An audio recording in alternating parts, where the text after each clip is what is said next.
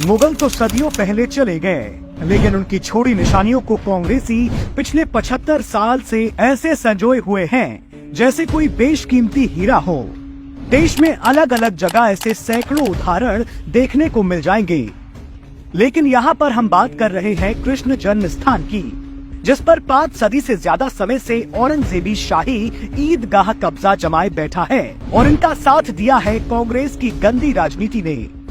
इसी गलती को सुधारने के लिए इलाहाबाद हाईकोर्ट में केस चल रहा है और हाल ही में हाईकोर्ट ने श्री कृष्ण जन्मभूमि पर स्थित शाही ईदगाह के सर्वे के लिए मंजूरी दे दी है।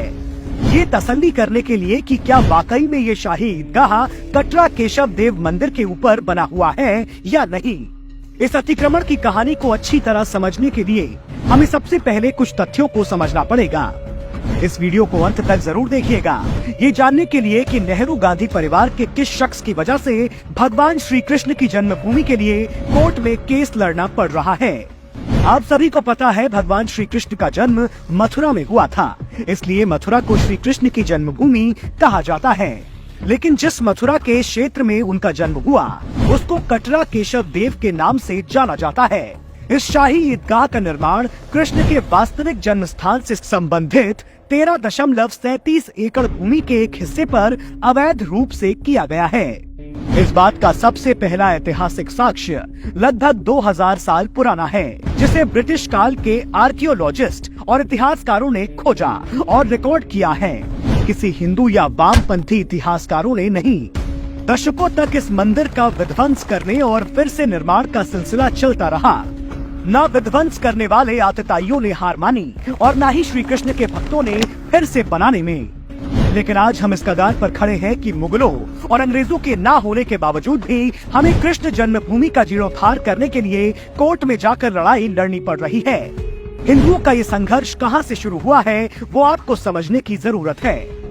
साल 1018-19 के आसपास महमूद गजनी ने इस भव्य मंदिर पर हमला कर इसे तोड़ दिया। ये बात हम नहीं कह रहे, उसके खुद के इतिहासकारों ने ये बात लिखी है। गजनी के बाद शासन करने वाले राष्ट्रकूट शासकों ने इस मंदिर का पुनर्निर्माण कराया, लेकिन साल 1400-1500 के मध्य फिरोज शाह तुगलक और सिकंदर लोधी ने फिर मथुरा के कृष्ण मंदिर के साथ जैन, बौद्ध समेत कई मंदिरों को तोड़ा। लेकिन मध्य प्रदेश के राजा वीर सिंह बुंदेला ने साल 1618 में फिर एक बार उस समय 33 लाख रुपए की लागत में इतना भव्य मंदिर बनवाया कि जानकारों का कहना है कि उसकी चमक आगरा तक दिखती थी।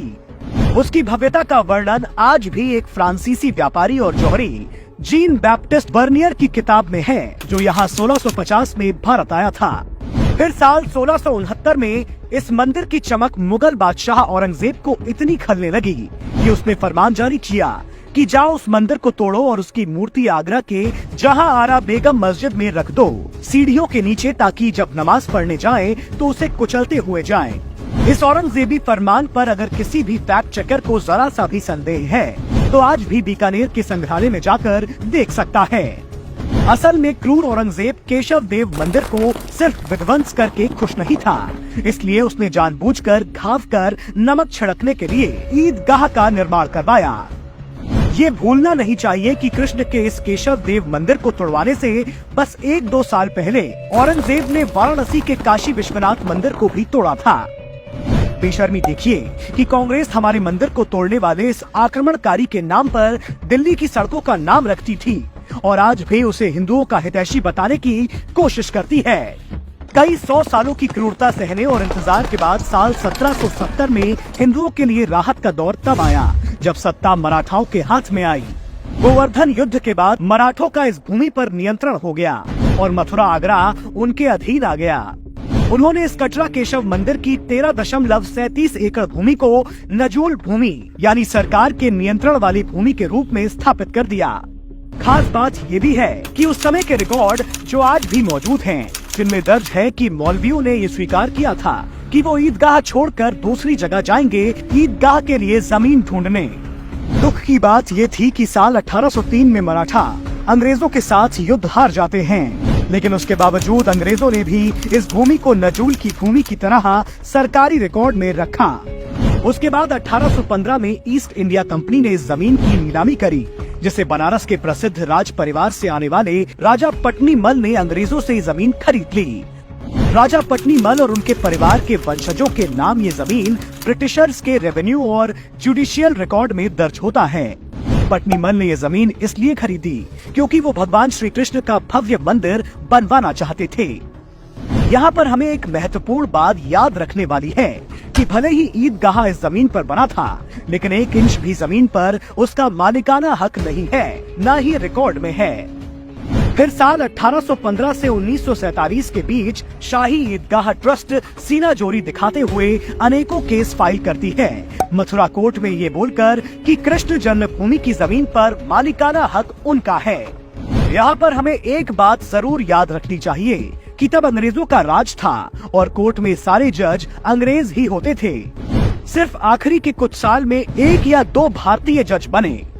हर एक केस में जांच पड़ताल के बाद सभी अंग्रेज जजों ने एक ही फैसला दिया कि ये जमीन राजा पटनीमल और उनके वंशजों की है। ईदगाह के पास जमीन के कोई सबूत नहीं है।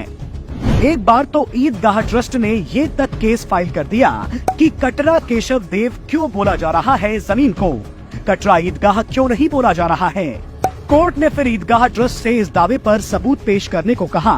तब इन लोगों ने कथित तौर पर कुछ फर्जी बिल्स और कागजात पेश किए, लेकिन इनका कोई दाव पेच काम नहीं आया और जमीन पटनीमल के वंशजों के पास ही रहती है। यहाँ तक कि जब अंग्रेजों को रेलवे लाइन बनानी थी, तब भी उन्होंने पटनीमल के वंशजों से खरीदी दी। इसका भी रिकॉर्ड है। बेशर्मी की हद देखिए कि अनेकों केस हारने के बावजूद साल 1920 में ईदगाह ट्रस्ट ने आजादी से केवल 27 साल पहले एक बार फिर मथुरा के दीवानी कोर्ट में जमीन के लिए केस फाइल कर दिया। यहाँ पर आपको ये बात याद रखनी है कि ये लोग पहले ही काफी केस हार चुके थे इस जमीन को लेकर। उसके बावजूद ये केस फाइल किया जो साल 1935 तक चला, यानी कि 15 साल तक। दीवानी कोर्ट में इन लोगों ने ये केस फाइल करते हुए ये दावा किया कि हिंदुओं ने हमारी जमीन पर अतिक्रमण किया है, मतलब उल्टा चोर कोतवाल को डांटे। याद रखिए, ये वो ही समय था जब अंग्रेज भारत में हिंदू मुस्लिम के बीच नफरत की चिंगारी डाल चुके थे। मुस्लिम लीग का मुद्दा पहले से चल ही रहा था, शायद इसलिए इनके नापाक इरादे बुलंद हो गए। लेकिन साल 1935 में केस की सुनवाई करते हुए इलाहाबाद हाईकोर्ट ने उस भूमि पर राजा पटनीमल के वंशजों के स्वामित्व को बरकरार रखा और तो और ये भी कहा कि केशव देव मंदिर की जमीन के ऊपर ईदगाह बना है। फिर साल 1944 आते आते राजा पटनीमल के वंशजों की माली हालत खराब हो गई। उनके खजाने खाली हो चुके थे, इसलिए वो पंडित मदन मोहन मालवीय जी के पास जाते हैं, जो उस समय हिंदू महासभा के दिग्गज नेता थे। उन्होंने मदन मोहन मालवीय को ये जमीन ये कहते हुए सौंपी कि राजा पटनीमल का सपना पूरा हो और इस जमीन पर कृष्ण भगवान का एक भव्य मंदिर बने। वो इस जमीन के बदले कोई पैसा तो नहीं चाहते थे, लेकिन उनकी गुजारिश थी कि उनका 13,000 रुपए का कर्ज चुका दिया जाए। तब मदन मोहन मालवीय के कहने पर युगल किशोर बिरला ने उनका कर्ज चुका दिया। इस पूरे लेन देन की बाकायदा एक सेल डीड बनती है, जो रिकॉर्ड में भी है। फिर साल 1946 में जब युगल किशोर बिरला श्री कृष्ण जन्मभूमि नाम का एक ट्रस्ट बनाने की तैयारी कर रहे थे, ताकि ये जमीन उस ट्रस्ट को मंदिर बनाने के लिए दी जा सके, तभी 1946 में ही ईदगाह ट्रस्ट ने ये कहते हुए केस फाइल कर दिया कि ये सेल डीड गलत है, इसको रिजेक्ट किया जाए। लेकिन 1953 में ईदगाह ट्रस्ट ये केस फिर से हार जाता है। क्यों? क्योंकि उनके पास कोई कागजात नहीं है, जमीन उनकी है ही नहीं तो जीतेंगे कैसे। उसके बाद साल 1951 में युगल किशोर बिरला ने श्री कृष्ण जन्मभूमि नाम के ट्रस्ट का गठन किया, जिसमें मदन मोहन मालवीय जी भी थे। युगल किशोर बिरला ने जमीन की सेल डीड इसी ट्रस्ट के नाम पर ट्रांसफर कर दिया, यानी कि अब मालिकाना हक ट्रस्ट का हो गया। इस ट्रस्ट का एक ही उद्देश्य था कि उन्हें जमीन पर भगवान श्री कृष्ण का भव्य मंदिर बनाना था। ये ट्रस्ट उस जमीन पर भगवान श्री कृष्ण का एक मंदिर बनाने में कामयाब भी हो जाता है, लेकिन ईदगाह के अतिक्रमण नहीं हटा पाते हैं। फिर साल 1964 में एक बार फिर इस जमीन के लिए साजिश रची गई। इसी साल एक श्री कृष्ण जन्म स्थान सेवा संघ नाम का ट्रस्ट बनता है। ध्यान दीजिए, इसका नाम है जन्म स्थान सेवा संघ, न कि श्री कृष्ण जन्मभूमि ट्रस्ट। इसके बाद ये ट्रस्ट कोर्ट जाता है और दावा करता है कि उनकी जमीन पर ईदगाह ट्रस्ट ने अतिक्रमण कर लिया है। फिर साल 1968 में यही श्री कृष्ण जन्म स्थान सेवा संघ कोर्ट के बाहर जाकर ईदगाह ट्रस्ट से समझौता कर लेता है और उसे 2.7 एकड़ जमीन मुफ्त में दे देता है। सोचिए जरा, जो शाही ईदगाह ट्रस्ट 1815 से एक भी केस जमीन के खिलाफ नहीं जीता है, हर बार मुंह की खाता है, उसे ये जमीन मुफ्त में क्यों दी? तो यहाँ तो बात निकल कर आती है जो बहुत अहम है। 1. कोर्ट के साथ जालसाजी। 2. कांग्रेस का सनातन विरोधी चेहरा। कोर्ट के साथ जालसाजी कैसे किया? दरअसल साल 1968 में जो समझौता किया गया, जिसके बारे में ओवैसी जैसे नेता बार बार बोलते रहते हैं, वो एग्रीमेंट ही फर्जी है। उसका केस चल रहा है अभी कोर्ट में। दरअसल हुआ ये कि समझौते में ये लिखा गया कि श्री कृष्ण जन्म स्थान Seva Sangh, also known as Shri Krishna Janmabhoomi trust, जबकि ये दोनों संस्थाएं अलग अलग हैं। जब ये संस्था ही अलग है, उसके पास जमीन का मालिकाना हक ही नहीं है। ये जमीन तो श्री कृष्ण जन्मभूमि ट्रस्ट की है, तो सेवा संघ ने कैसे समझौता कर लिया? इस पूरे फर्जी समझौते को लेकर भी कोर्ट में केस चल रहा है कि ये समझौता फर्जी है, इसे निरस्त किया जाना चाहिए। कांग्रेस का सनातन विरोधी चेहरा। जिस श्री कृष्ण जन्मस्थान सेवा संघ ने इस पूरे जालसाजी को अंजाम दिया, उसके पदाधिकारी थे कांग्रेस के नेता, एमपी के पूर्व सीएम डीपी मिश्रा और बिहार के पूर्व गवर्नर एमए अयंगर। क्योंकि जानकारों का कहना है कि ये लोग श्री कृष्ण जन्म स्थान सेवा संघ के पदाधिकारी थे। जैसा कि हमने नेहरू गांधी परिवार से जुड़ी पार्टी और उनके मुख्यमंत्रियों का हिंदू विरोधी चेहरा हमने हमेशा ही देखा है।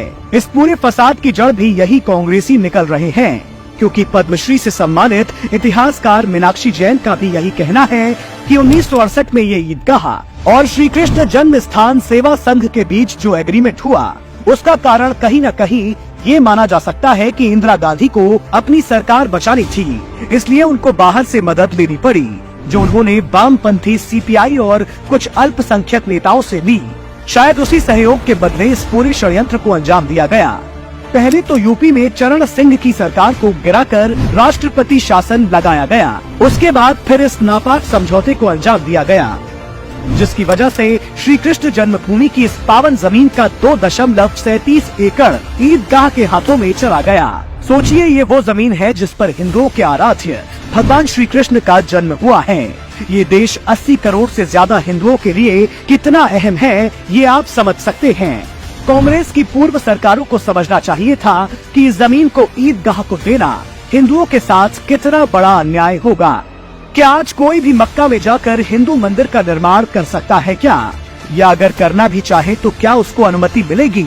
उसी तरीके से राम जन्मभूमि या कृष्ण जन्मभूमि हिंदुओं के लिए भी उतना ही महत्वपूर्ण है, लेकिन उसके बावजूद ये छल कपट किया गया और इंदिरा गांधी की सरकार के समय में किया गया। कहानी यही खत्म नहीं होती।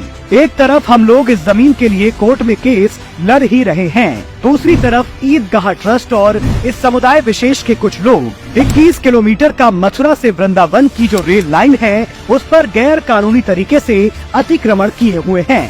कांग्रेस की गलतियों का ही नतीजा है रामलला और श्री कृष्ण विराजमान को अपने ही जन्मस्थान के लिए कोर्ट में केस लड़ना पड़ रहा है। अब आप खुद तय करिए कि क्या भगवान श्री कृष्ण की जमीन पर ये सब होना सही है।